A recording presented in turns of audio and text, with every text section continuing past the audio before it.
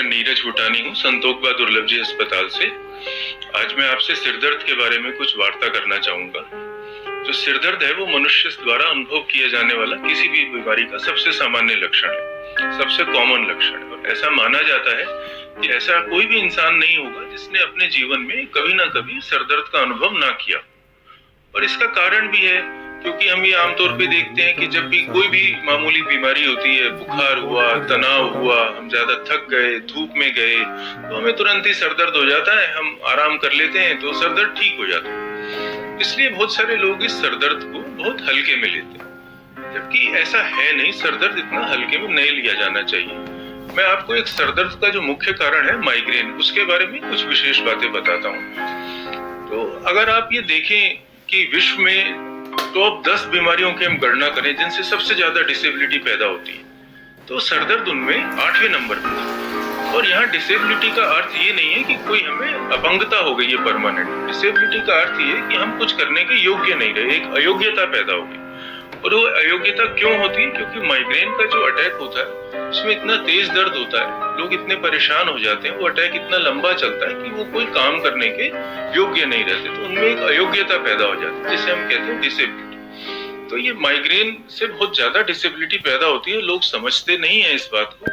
और इसका कारण ये भी है क्योंकि माइग्रेन है भी बहुत कॉमन, बहुत सारे लोगों को होता है और युवा वर्ग की बीमारी है। इस कारण से भी माइग्रेन से होने वाले जो हमारे अर्थव्यवस्था पे असर पड़ता है, मान लें अगर हम ये सोचें कि समाज या देश की अर्थव्यवस्था को माइग्रेन से कितना नुकसान पहुंच रहा है, और अगर हम उसकी गणना करें तो हमें ये पता चलेगा कि जो सीरियस बीमारियां हैं ना, न्यूरो की, पार्किंसन है, स्ट्रोक है, उनसे भी ज्यादा अर्थव्यवस्था को नुकसान जो है वो माइग्रेन की वजह से पहुंचता है। क्योंकि लोग जो है काम करने के योग्य नहीं रहते जब उनको माइग्रेन का अटैक आता है। और जितना तेज और जितना लंबा अटैक होता है वो अयोग्यता उतनी ज्यादा होती है। अब ये समझने की बात है कि माइग्रेन होता क्यों है। माइग्रेन को हम सामान्य भाषा में यूं समझें कि जो माइग्रेन का जो रोगी है उसका सर जो है वो ज्यादा सेंसिटिव या ज्यादा संवेदनशील है और लोगों के सर या उस स्ट्रक्चर के मुकाबले। तो इसमें क्या होता है, ये संवेदनशीलता जो है ये अंदरूनी है। ये एक अंदरूनी संवेदनशीलता है जो किसी भी कारण के कारण या किसी भी ट्रिगर के कारण सरदर्द को उत्पन्न कर सकती है। तो ये जो ट्रिगर होते हैं माइग्रेन के, या कारण क्या होते हैं जिसके कारण ये सरदर्द अचानक पैदा हो जाता है, वो सामान्य ट्रिगर होते हैं कई। तो बिल्कुल जैसे आप बहुत थके हुए हैं, आप तनावग्रस्त हैं, आपने ट्रेवल किया है बहुत ज्यादा और आपको रेस्ट नहीं मिला। इसके अलावा कोई खास प्रकार का भोजन होता है। आजकल के युग में हम देखें तो जो हमारे प्रिजर्वेटिव वाले फूड हैं या फास्ट फूड हैं उनमें ग्लूटामेट होता है, इसकी वजह से माइग्रेन हो सकता है। तो ये कई कारण हैं जो माइग्रेन को पैदा कर सकते हैं या माइग्रेन के अटैक को जनरेट कर सकते हैं। माइग्रेन की अंदरूनी संवेदनशीलता तो आपको है ही। तो अब माइग्रेन से बचाव के लिए हम उस अंदरूनी संवेदनशीलता को तो कम कर नहीं सकते, पर अगर हम इन ट्रिगर्स से अपना बचाव रखें तो हमें जो माइग्रेन का अटैक है उसको होने की जो संभावना है वो काफी कम हो जाती है। तो इन ट्रिगर्स से बचाव हम कैसे रखें? इन ट्रिगर्स से बचाव रखने के लिए हमें जो है एक अच्छे जीवन शैली को अपनाना पड़ेगा, जिसमें हम समय पर खाएं, समय पर सोएं, तनाव मुक्त रहें, नियमित व्यायाम करें। और दूसरा, माइग्रेन का रोगी जो है वो स्वयं ही पहचान जाता है कि ये जो ट्रिगर है इसकी वजह से मुझे सरदर्द होता है। तो जो चीज आपकी पहचान में आ जाए आप उस चीज को अवॉइड करें। फास्ट फूड और प्रिजर्वेटिव को भी आप अवॉइड करें। अब आपने सब कुछ अवॉइड किया है पर आपको मान लीजिए माइग्रेन का अटैक आ ही गया, तो अब आप उस अटैक में क्या करें?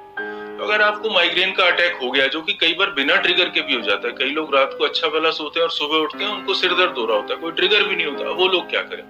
तो अगर आपको माइग्रेन का अटैक आ ही गया है तो सबसे सामान्य तो ये है कि आप रेस्ट करें और डॉक्टर की सलाह के अनुसार कोई भी दर्द निवारक जो है गोली ले लें। बहुत सारे लोग ये कहते हैं कि भाई हम पेन किलर अवॉइड करना चाहते हैं और इसलिए हम शुरू में देखते हैं 3-4 घंटे की, क्या पता दर्द अपने आप ठीक हो जाए। पर पेन किलर अवॉइड करने से कई बार ऐसा होता है कि वो दर्द इतना बढ़ जाता है कि आपको 2 या 3 पेन किलर लेने पड़ते हैं। तो इसलिए शुरुआत में, अटैक की शुरुआत में पेन किलर लेने में कोई बुराई नहीं है, ताकि अटैक वहीं थम जाए। अब लोग ये जानना चाहते हैं कि भाई कितने पेन किलर हम ले सकते हैं जो सेफ हैं, क्योंकि अगर हम बार बार पेन किलर लेंगे तो उसका भी काफी नुकसान होगा। तो हम ये माने कि अगर महीने में हमें 3 या 4 पेन किलर लेना पड़ता है तो उतना तक तो सेफ है।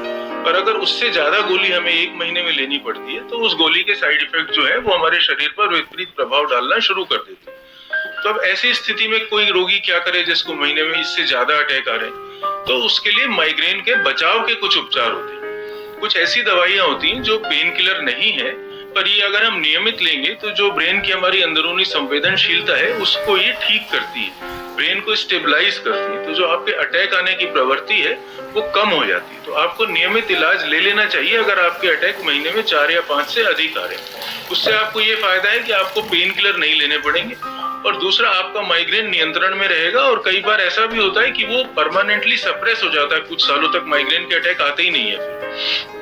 अब ये अगर नहीं लेते हैं माइग्रेन से बचाव का इलाज और अटैक बहुत बढ़ जाए, तो कई लोग ऐसे भी होते हैं जिनको फिर डेली हेडेक होने लगता है। वो कहते हैं हमारे को तो रोज ही सर दर्द होता है, पता नहीं क्यों होता है, लोगों को तो कई दिन में एक बार होता है। तो उससे बचाव के लिए भी जरूरी है कि ये इलाज हम शुरू कर दें अगर अटैक्स बहुत फ्रीक्वेंट है। माइग्रेन जो है वो एक ऐसा सर दर्द है जिसके पीछे कुछ गंभीर कारण नहीं है। पर बहुत से लोग ये भी जानना चाहते हैं कि भाई हम ये कैसे पहचाने कि जो हमारा सर दर्द है वो किसी गंभीर बीमारी का लक्षण तो नहीं है। बहुत सारे लोगों को तो सर दर्द होते ही ये डाउट होता है कि मुझे कहीं ट्यूमर तो नहीं हो गया ब्रेन में, या कोई ऐसी बात तो नहीं होगी। तो अब ऐसा सर दर्द आप कैसे पहचाने? वैसे तो आप डॉक्टर के पास जाएं और उसकी सलाह ले, कोई डाउट है तो। पर अगर कोई भी सर दर्द 50 वर्ष की आयु के बाद शुरू होता है तो उसके माइग्रेन होने की संभावना कम है, क्योंकि माइग्रेन युवा वर्ग की बीमारी है। आपको सर दर्द के साथ में अगर हाथ या पांव में कोई कमजोरी आ रही है, जबान आपकी लड़खड़ा रही है, याददाश्त कम हो रही है, तो आपको डॉक्टर की सलाह तुरंत ले लेनी चाहिए। अगर आपकी आंख एकदम लाल हो रही है सर दर्द के साथ, तो कई बार ऐसा हो सकता है ग्लोकोमा नाम की बीमारी जिसमें आंख में दबाव बढ़ता है, तो वो आपको ध्यान रखना चाहिए। अगर आपका दर्द अचानक ऐसा हो रहा है जैसे कोई बिजली कड़की हो, इतना तेज अचानक दर्द हो रहा है जिसको थंडर क्लैप हेडेक कहते हैं, तो आपको डॉक्टर की सलाह लेनी चाहिए। अगर आपको सर दर्द के साथ में कोई और बीमारी है, बहुत तेज बुखार है, या पहले कभी आपको कोई गांठ या कैंसर रह चुका है, तो आपको अब उस सर दर्द को फिर आपको इग्नोर नहीं करना। तो यही मेरा आप लोगों को संदेश है कि सर दर्द को हल्के में ना लें।